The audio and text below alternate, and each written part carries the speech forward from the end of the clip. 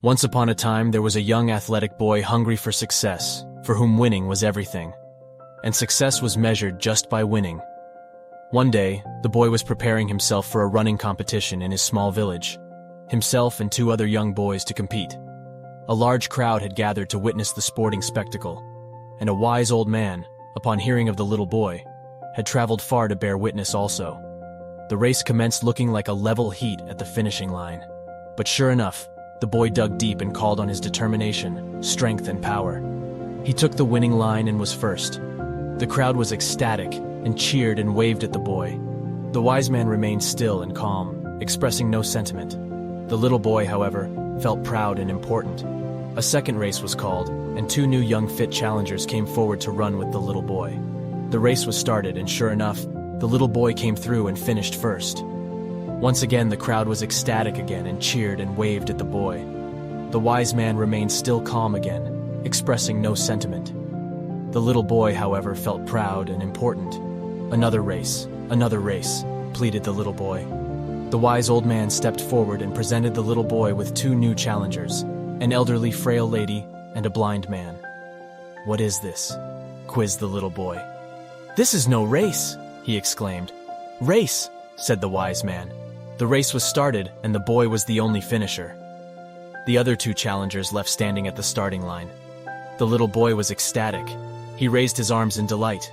The crowd, however, were silent, showing no sentiment toward the little boy. "What has happened? Why not do the people join in my success?" he asked the wise old man. "Race again," replied the wise man. "This time finish together." "All three of you finish together?" continued the wise man. The little boy thought a little, stood in the middle of the blind man and the frail old lady, and then took the two challengers by the hand. The race began, and the little boy walked slowly, ever so slowly, to the finishing line and crossed it. The crowd were ecstatic and cheered and waved at the boy. The wise man smiled gently, nodding his head. The little boy felt proud and important. "Old man, I understand." "Not." "Who are the crowd cheering for?" "Which one of us?" "Three." "Ask the little boy." The wise old man looked into the little boy's eyes, placing his hands on the boy's shoulders, and replied softly, "Little boy, for this race, you have won much more than in any race you have ever ran before. And for this race, the crowd cheer, not for any winner. You see, in life, in your life, what are you running for? Are you hungry for success?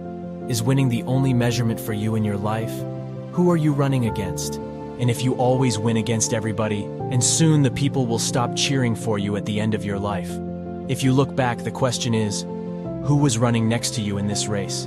If they were weaker and old, did you help them to get across the line? Did you all finish together because that is the best race you can ever run? So run this race called life. But don't forget, it is not important if you win, it is important how you run this race.